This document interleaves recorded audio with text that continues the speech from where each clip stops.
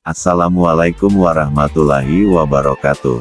Kita lanjut materi Smart Trend yaitu Islam Rahmatan Lil Alamin Part 2. Semoga kita diberikan kelancaran dalam menunaikan ibadah puasa.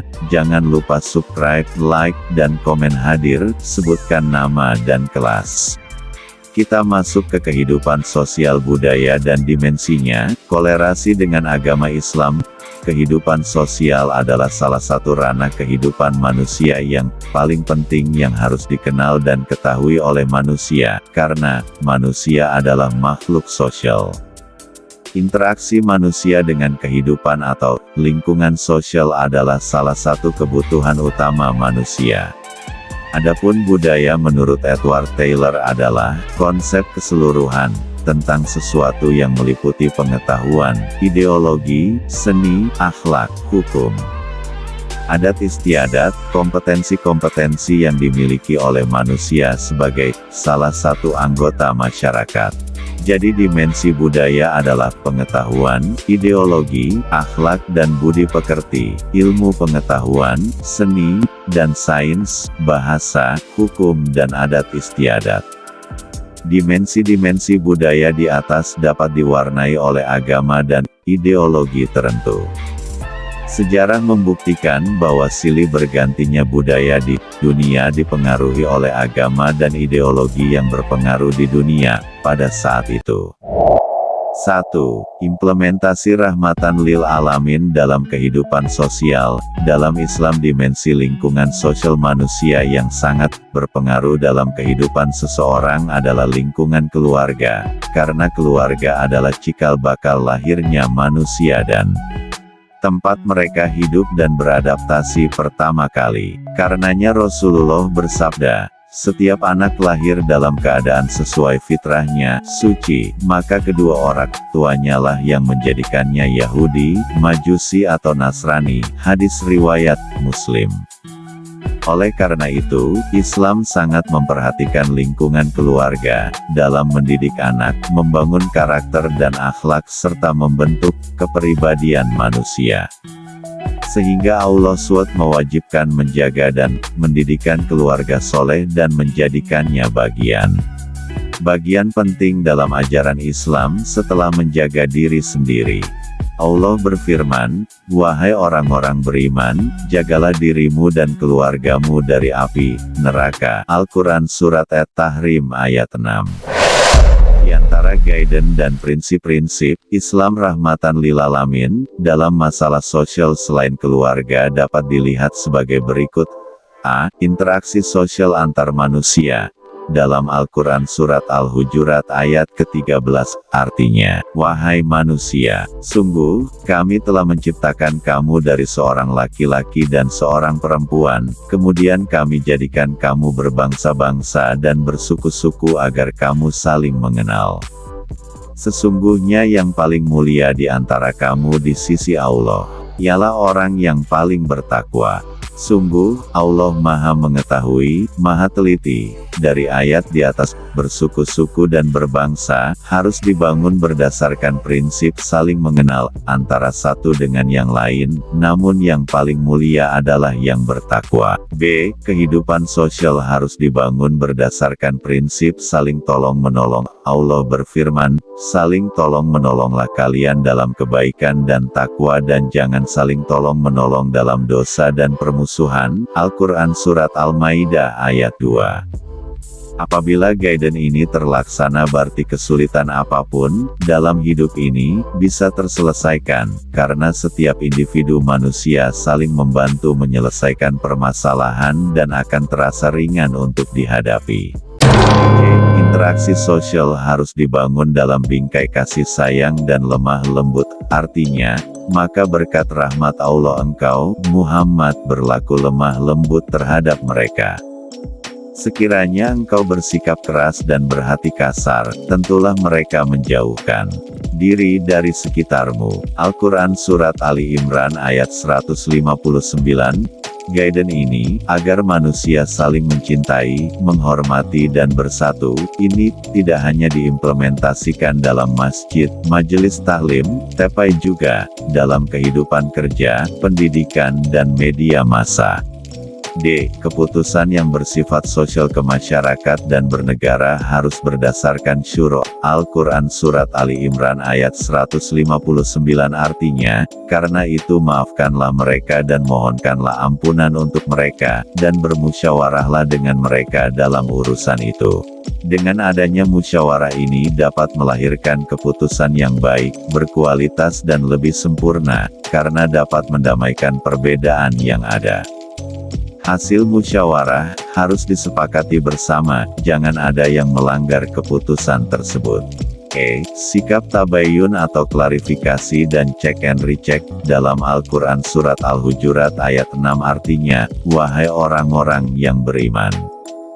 Jika seseorang yang fasik datang kepadamu membawa suatu berita, maka telitilah kebenarannya, agar kamu tidak mencelakakan suatu kaum karena kebodohan, kecerobohan, yang akhirnya kamu menyesali perbuatanmu itu. Untuk menjaga kehidupan masyarakat yang tentram dan aman dari isu hoaks dan adu domba, harus dibangun sikap tabayun terhadap sumber informasi yang menyebar di kalangan masyarakat. Jangan pernah langsung terima saja informasi yang didapat, karena bisa mengakibatkan fitnah dan kerusakan dalam kehidupan sosial masyarakat. Makanya perlu kita cek kepada sumber atau orang yang bersangkutan. Hindari saling meremehkan dan melecehkan. Dalam Al-Quran Surat Al-Hujurat ayat 11 artinya, janganlah kamu saling mencela satu sama lain dan janganlah saling memanggil dengan gelar-gelar yang buruk. Seburuk-buruk panggilan adalah panggilan yang buruk, fasik, setelah beriman. Dan barang siapa tidak bertobat, maka mereka itulah orang-orang yang zalim. Maksud ayat ini, bahwa kehidupan sosial yang baik dan damai adalah menghindari saling meremehkan dan melecehkan antar anggota masyarakat, suku dan bangsa, karena boleh jadi yang diremehkan lebih baik dari kelompok yang meremehkan. Orang-orang yang mencela tersebut termasuk orang yang zalim, maka harus meminta maaf kepada orang yang kita zalimi agar dosa kita terhapus. G. Menjauhi praduga negatif dan kecurigaan yang berlebihan. Seharusnya sikap positive thinking. Al-Quran Surat Al-Hujurat ayat 12 artinya, hai orang-orang yang beriman, jauhilah kebanyakan prasangka, kecurigaan, karena sebagian dari prasangka itu dosa, dan janganlah mencari-cari keburukan orang dan janganlah menggunjingkan satu sama lain. Anggota masyarakat harus menjauhi prasangka buruk terhadap orang lain, agar tercipta kedamaian dan ketentraman dalam masyarakat. H. Sikap saling benci dan saling bermusuhan. Dalam Surat Al-Hujurat ayat 12 ini juga melarang kita untuk saling benci dan bermusuhan, karena sikap perbuatan ini sama dengan memakan bangkai saudaranya sendiri, baik dalam bertetangga dan sosial media.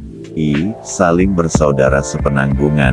Dalam Al-Quran Surat Al-Hujurat ayat 10, sesungguhnya orang-orang mukmin itu bersaudara, karena itu damaikanlah antara kedua saudaramu yang berselisih, dan bertakwalah kepada Allah agar kamu mendapat rahmat.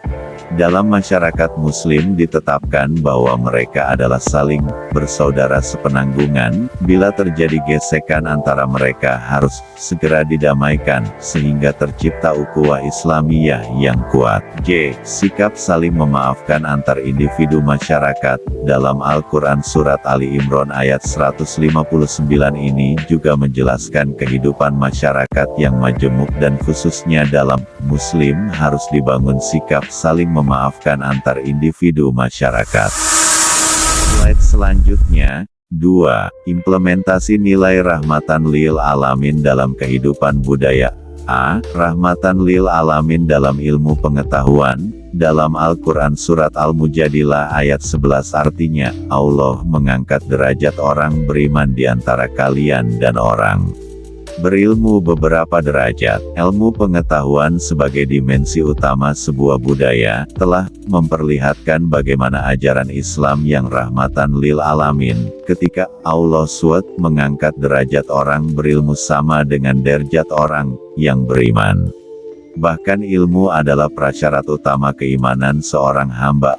Allah juga menetapkan bahwa orang yang paling takut kepadanya adalah orang yang paling berilmu. Semakin takut seorang hamba semakin memiliki budaya akhlak dan adab paling tinggi kepadanya. B. Rahmatan lil alamin dalam bahasa. Dalam Al-Quran Surat An-Nahl ayat 103 artinya, padahal Al-Quran ini adalah dalam bahasa Arab yang jelas, bahasa yang merupakan dimensi utama dalam sebuah budaya, juga menunjukkan bahwa Islam memiliki bahasa agama yang universal dan lembut. Kosakatanya paling banyak dan paling sopan dan indah di dunia, yaitu bahasa Arab. Allah menjelaskan bahwa bahasa Arab adalah tinggi dan jelas. C. Rahmatan lil alamin dalam akhlak. Dalam Al-Quran Surat Al-Qalam ayat 4 artinya, sungguh engkau Muhammad berada pada puncak akhlak yang paling tinggi. Dalam akhlak dan perilaku sehari-hari, Islam juga mewajibkan kepada umatnya untuk berakhlak mulia. Akhlak paling mulia yang pernah dipraktekkan oleh manusia sepanjang sejarah adalah akhlak Nabi Muhammad SAW. D. Rahmatan lil alamin dalam adat istiadat. Menurut Abdul Wahab Khalaf, adat adalah kebiasaan manusia yang terus dilakukan berupa ucapan, perbuatan atau yang ditinggalkan. Para ulama menyepakati bahwa adat istiadat tidak boleh melahirkan kerusakan, sebaliknya adat istiadat yang baik dan mengandung maslahat serta tidak bertentangan dengan Al-Quran dan hadits atau syariat, maka adat istiadat tersebut dapat menjadi hukum. Adat kebiasaan masyarakat modern yang telah menjadi hukum dan dibolehkan oleh syara adalah jual beli suatu barang di toko tanpa melafazkan akad antara penjual dan pembeli, tapi langsung dibayar lewat transfer atau memasukkan uang pada mesin dan sebagainya. Jadi Islam rahmatan lil alamin sangat berkolerasi dengan budaya yang ada pada masyarakat yang terpenting tidak melanggar syariat Islam.